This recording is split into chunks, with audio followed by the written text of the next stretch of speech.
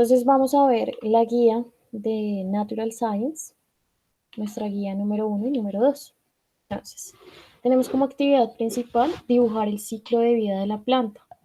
Luego van a responder de acuerdo a lo que está en el workbook, en las páginas 34 y 41, las preguntas que aparecen.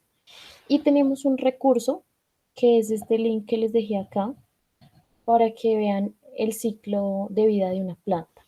¿Listo? Entonces, ¿cuál es el ciclo de vida de las plantas? Este se divide en cinco etapas. Entonces, la primera etapa es cuando la semilla cae en el suelo húmedo. Luego de la semilla nace una planta. De esa planta crece y llega a ser una planta adulta a la que le salen flores. Estas plantas se convierten en frutos y finalmente los frutos se forman las semillas. Dentro de los frutos se forman algunas semillas. Entonces, esas son las 5 etapas del ciclo de la vida de una planta. A continuación encontramos Plant Life Cycle, que es el ciclo de la planta, pero en inglés, donde están seeds, cotyledon, seedling, adult plant y flower. ¿Listo? Es el mismo ciclo que teníamos acá atrás, pero en inglés. Tenemos entonces que hay dos tipos de semillas y son monocots and dicots. Entonces, monocotos solo tienen una hojita de semilla dentro del recubrimiento de la semilla. Dentro de este recubrimiento de la semilla solamente nace una hojita. Y de los dicots solamente tiene dos. Entonces, la diferencia es que en la monocot, hay una semilla y en dicot hay dos. Entonces, esta monocot hace que solamente le nazca una hojita a la planta, pero en la dicot hace que las dos semillas nazcan dos hojitas. ¿Listo? Entonces vamos a ver algunas características de lo que son monocot y dicot. Entonces en la monocot tenemos que tienen venas paralelas y largas, ¿cierto? Que sus hojitas son largas. Y en la dicot tenemos que tienen formas ramificadas. Las venas son ramificadas, en cambio acá son lisas, son planas. Y la forma de su hoja es amplia y es ancha. Entonces esas son dos características. Encontramos también dos diferencias en las hojas. Los pétalos en las monocot tienen múltiplos de 3, o sea, son de a 3 pétalos. Pero en las dicot los pétalos están en múltiplos de 4 o de 5, como es el caso de esta, que tiene 5 pétalos.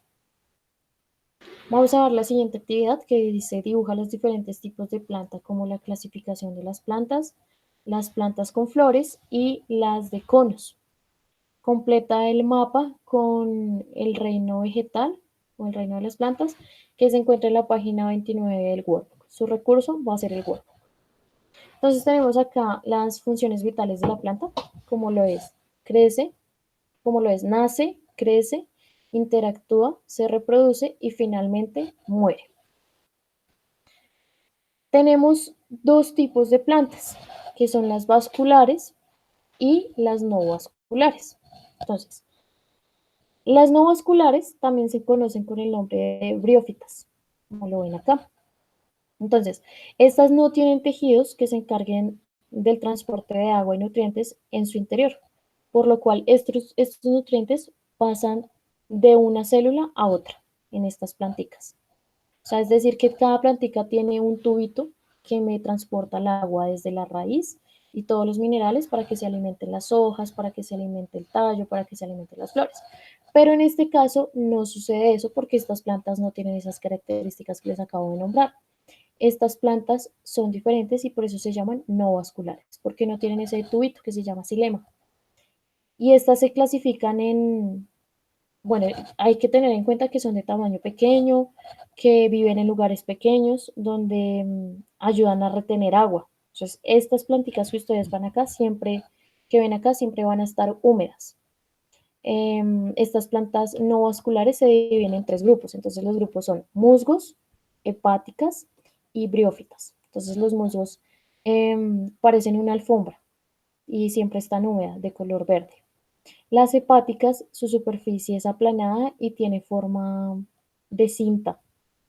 Y en estas briófitas su superficie es alargada y tienen forma de cuerno en estas de acá. Eso sería en cuanto a las plantas no vasculares.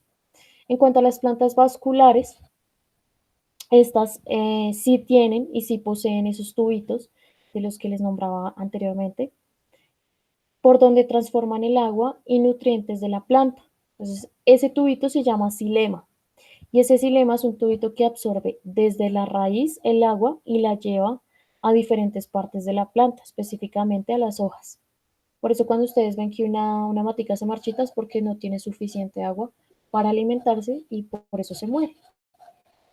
Entonces, estas plantas vasculares se dividen también en tres grupos, que son helechos, que son gimnospermas y angiospermas. Entonces, los helechos no producen flores ni semillas. En lugar de semillas, tienen células. Ellas no tienen semillas, sino células. Las gimnospermas producen semillas, conos o piñas, y estas plantas se caracterizan porque tienen escamas, tienen su forma pareciera que tuviera escamas. Y las angiospermas producen flores y sus semillas se encuentran dentro de los frutos, que estos aquí ayudan a alimentar animalitos. Como lo ven acá, como ven este animalito, este insecto alimentándose de la planta. Entonces, estas son las plantas vasculares y estas las no vasculares. No vasculares porque no poseen el tubito que les transporta el agua y minerales, y vasculares porque sí poseen el xilema. Entonces tenemos como actividad, lee el workbook página 50 a la 53 y desarrolla la página 50. Entonces acá ya vamos a encontrar otro tema y este tema es sobre los nutrientes. Entonces, ¿qué son esos nutrientes? Esos nutrientes son algunos elementos que favorecen nuestro cuerpo y aportan para que nuestro cuerpo siempre esté sano. Entonces vamos a ver cuáles son esos nutrientes. Son 7 nutrientes, que son la proteína, las vitaminas, los minerales, la fibra, el agua, los carbohidratos y las grasas. Entonces, ¿la proteína qué es? La proteína son todas las carnes, el huevo, el pollo, el pescado.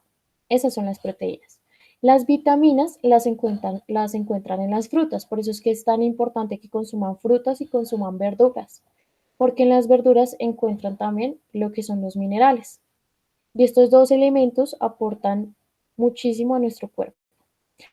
En la fibra encontramos ya lo que son cereales integrales, como el trigo. El agua aporta a nuestra hidratación. En los carbohidratos se encuentran cereales como el pan, la pasta, el arroz. Y finalmente tenemos grasa, que también debemos consumir para que nuestro cuerpo pues crezca de manera sana. Tenemos otro tema que es la pirámide alimenticia. Entonces aquí en esta actividad les piden que lean las páginas del workbook de la 54 a la 57 y dibujen acá en esta parte la pirámide alimenticia. ¿Cuál es el recurso? Nuestro workbook. Entonces, la pirámide alimenticia es esta que encuentran en sus workbooks, donde tenemos una categoría de alimentos. Entonces, ¿qué es una pirámide alimenticia? Es una referencia gráfica, una referencia ilustrada, como lo pueden ver, de la cantidad y de los diferentes grupos de alimentos que debemos consumir a diario. ¿Para qué? Para mantenernos saludables, como les estaba diciendo anteriormente. Entonces, en nuestra pirámide encontramos lo que son grasas, dulces, snacks. Acá encontramos proteína, que son todos los tipos de carne. Acá encontramos los lácteos, que encontramos el yogur, la leche, el queso, la mantequilla. Acá encontramos minerales y vitaminas, como lo son las frutas y las verduras. Y finalmente encontramos carbohidratos y cereales, fibra, que es lo que debemos consumir también. Tenemos como actividad leer el workbook de la página 57 y desarrollar las páginas 58 y 59. Y adicional a eso deben hacer una lista de toda la comida que consumen en un día. ¿Cuáles son los recursos? Nuestro workbook e internet. Entonces, como estamos hablando de una alimentación saludable, de una dieta saludable, de conservar nuestro cuerpo, de crecer sanos, de crecer fuertes, debemos asimismo consumir porciones adecuadas y tener un plato saludable siempre. Entonces, este es el ejemplo de un almuerzo saludable. Entonces, ¿qué debe contener ese plato? Debe contener carbohidratos, debe contener carnes, ya sea carne roja, o sea, pollo o pescado. ¿Listo? No deben ser las tres, debe ser solamente una categoría de las tres. Debemos consumir verduras y debemos consumir frutas. Si ustedes se dan cuenta, en este plato encontramos lo que son carbohidratos, lo que son proteínas, lo que son minerales y lo que son vitaminas. Y adicional tenemos una porción de queso que se ve como un lácteo. ¿Listo? Para que lo tengan en cuenta y sepan qué debemos consumir a la hora del almuerzo. Nuestra referencia teórica es este link que encuentran en internet sobre las etapas del ciclo de la vida de una planta. Van a leer toda la información que encuentren en su workbook respecto a los temas que acabo de nombrar. Y eso es todo. La idea es que sigan investigando, sigan viendo videos, sigan entrando a internet y encontrando información acerca de los temas que les acabo de nombrar. Y eso sería todo en cuanto a las guías de ciencias naturales.